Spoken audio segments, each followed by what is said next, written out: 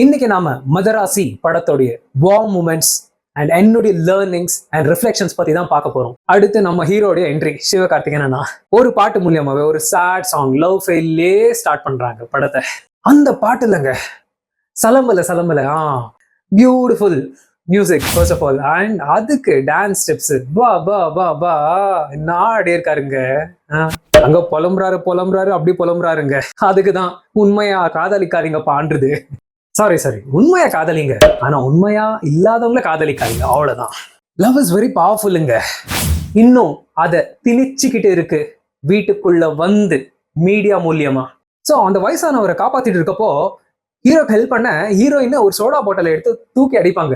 அது பார்த்தா சிவகார்த்திகேயன் மூஞ்சி மேலேயே வந்து விழுந்துடும். இந்த பொண்ணுங்களே இப்படிதான்ப்பா, இருக்கிற பிரச்சனை பார்த்தா அதுன்னு ஹெல்ப் பண்ற பேர்ல வந்து இன்னும் வலியை கொடுப்பாங்க.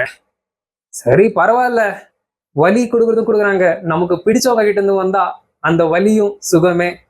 நான் பொதுவா ஹீரோயினோட இன்ட்ரோ நல்லா வர்ணிப்பேன், ஆனா இந்த படத்துல எனக்கு அவ்வளவு அட்ராக்ட் ஆகல, ஏன்னு தெரியல. ஆனா இப்போ சொல்ற சீனு எனக்கு ரொம்ப அட்ராக்ட் ஆயிடுச்சு. என்ன சீன் தெரியுமா? ஹீரோயின் வந்து சாஸ்ல வருங்க. அந்த மாதிரி கியூட்டான ஒரு டாக்டர் கிடைச்சா யாருங்க பேஷண்ட் ஆகாம இருப்பாங்க சொல்லுங்க. ஸோ ஹீரோயினுக்கு தான் ஒரு டிலீஷன் பேஷண்ட்னு தெரிய வரும். அந்த விஷயத்தை ரியலைஸ் பண்றப்போ, அதை பார்க்குறப்போ ஃபுல் கோஸ் வார்ம்ஸ் மூமெண்ட் தாங்க. சந்தோஷம் இல்லைங்க, ஒரு மாதிரி ஒரு ஷாக்கிங்கான மூமெண்ட், ஒரு அஸ்டானிஷ்ட் அந்த ஒரு சுச்சுவேஷன் தான். ஆனா சிவகார்த்திகேயன் எனக்கு ஃபோன் யாரும் பண்ண மாட்டாங்க, ஆனாலும் ஒரு ஃபோன் எடுத்து யாரோ ஃபோன் பண்ண மாதிரி பேசிக்கிட்டு நடிச்சிட்டு இருப்பாரு. அந்த சீன்ங்க பா என்ன ஆக்டிங் வருது. சிவகார்த்திகேயனா சீரியஸ்லி யூ டச் இட். அப்போ வந்து சிவகார்த்திகேயனா இல்லை எனக்கு ஒரு டெலிஷன் சிண்ட்ரோம் இருக்குன்னு சொல்ல வரப்போ அவங்களே சொல்லுவாங்க எனக்கு எல்லாம் தெரியும். அப்போ அது தெரிஞ்சுமான்னு கேட்பாரு. ஆமா அப்போதான் அங்க ஸ்ட்ராங் ஆச்சுன்னு சொல்லுவாங்க. அதெல்லாம் ஒரு மர்ஸ்மரைசிங்கான ஒரு சீன்ஸ். அந்த கன் ஷாட்ஸ் வாங்கின பிறகு கூட விழுறப்போ ஹீரோயின் தான் ஞாபகம் வருவாங்க, ருக்மிணி. உண்மையிலேங்க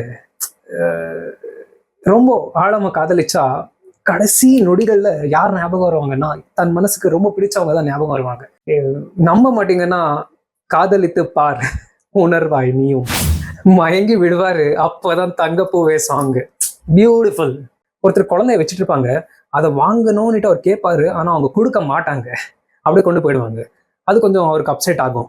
அதை ஹீரோயின் பார்த்துட்டு இருப்பாங்க. பார்த்துட்டு இருந்த அந்த பாட்டு முடியறதுக்குள்ள ஹீரோயின் வந்து குழந்தைய அப்படியே சிவகார்த்திகேயன் எனக்கு கொடுப்பாங்க.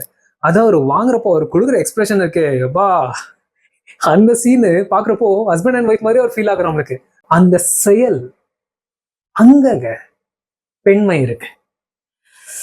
Beautiful, very well thought.